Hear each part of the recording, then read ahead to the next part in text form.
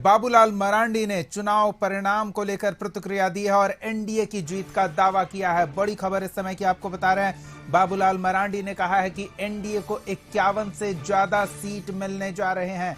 बाबूलाल मरांडी ने कहा है कि बीजेपी आ रही है, हेमंत जा रहे हैं। बड़ी खबर इस समय की आपको बता रहे हैं। बाबूलाल मरांडी ने 51 सीटों पर जीत का दावा किया है। 51 से अधिक सीट पर एनडीए जीतकर सरकार बना रही है। बड़ी खबर इस समय की आपको बता रहे हैं।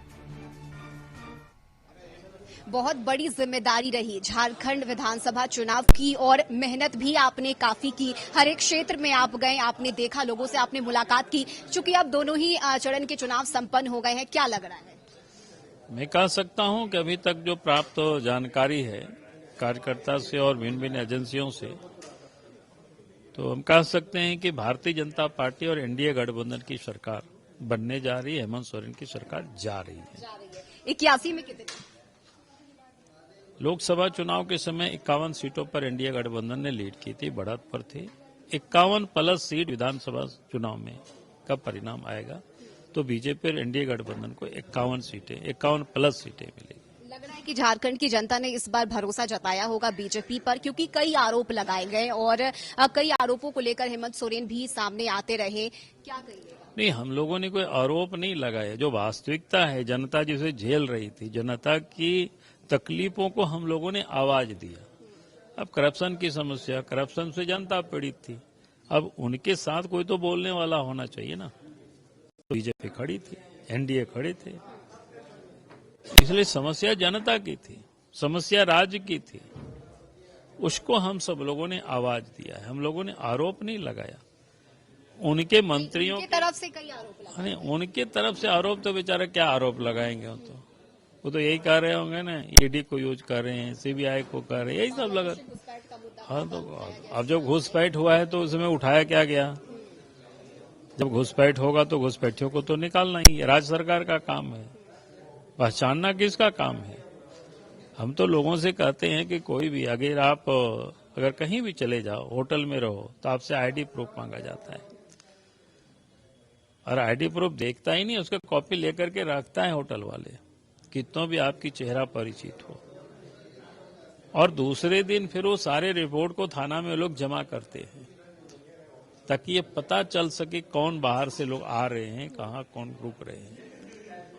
और जिस राज्य में बाहर से लोग आवे, उनका राशन कार्ड बना रहे, उनका आधार कार्ड बना रहे, उनका वोटर कार्ड आईडी बना रहे, उनके नाम से जमीन जायदाद कर रहे हैं और कह रहे हैं कि भाई ये केंद्र का काम है। तो बड़ी अच्छी बात है।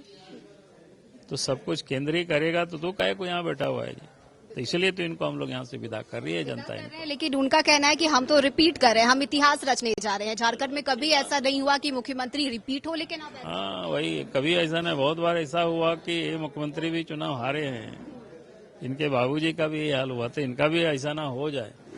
अब 23 तारीख का इंतजार करिए। अगर मैं बात करूं आखिरी में, तो अगर बीजेपी की सरकार बनती है तो कौन होंगे मुख्यमंत्री का चेहरा? और अगर आपको ये पार्टी की तरफ से जिम्मेदारी नहीं, हमारी 23 तारीख तक इंतजार करो। 23 तारीख को जब चुनाव परिणाम आ जाएगा, विधायक दल बैठ करके तय कर लेंगे। आप लोगों को हम लोग बुला करके बता कर देंगे। ठीक है।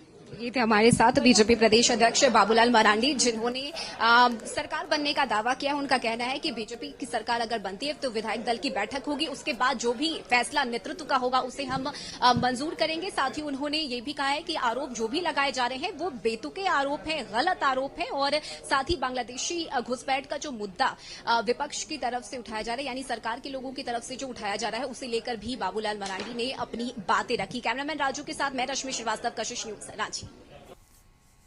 इस बीच बड़ी खबर आपको बता दें, कुछ और आंकड़े अलग अलग एजेंसियों के आए हैं, उनसे आपको रूबरू करा दें। तो आईएनएस मैट्रिक्स एग्जिट पोल का आंकड़ा यह बता रहा है कि एनडीए को 45 से 50 सीट मिलने की गुंजाइश बनती दिख रही है झारखंड में। तो आंकड़ों के मुताबिक आईएनएस मैट्रिक्स के आईएनडीआई अलायंस को 18 से 25 सीट मिलने की संभावना दिख रही है। बड़ी खबर इस समय की आपको बता रहे हैं, ये आईएनएस स्ट्रेटजीज के आंकड़े हैं। पीपुल्स पल्स के आंकड़ों के मुताबिक झारखंड में एनडीए को 44 से 53 सीट की संभावना दिख रही है। पीपुल्स पोल के मुताबिक INDI अलायंस को 25 से 37 सीट का अनुमान लगाया जा रहा है। एक्सेस माई इंडिया के मुताबिक झारखंड में INDI अलायंस का आंकड़ा 53 अनुमानित है, तो दूसरी ओर JLKM को 2 सीट मिलने की संभावना दिख रही है। एक्सेस माई इंडिया के आंकड़ों के मुताबिक ये अलग अलग एजेंसियों के आंकड़ों के आधार पर हम अनुमानित आंकड़े आपको दिखा रहे हैं और इनमें से अधिकांश झारखंड में परिवर्तन की संभावना देख रहे हैं, तो कुछ मौजूदा सरकार के रिपीट होने के झारखंड में जो रिकॉर्ड है, अब तक ऐसा नहीं हुआ, तो वो रिकॉर्ड टूटने का अनुमान भी लगा रहे हैं।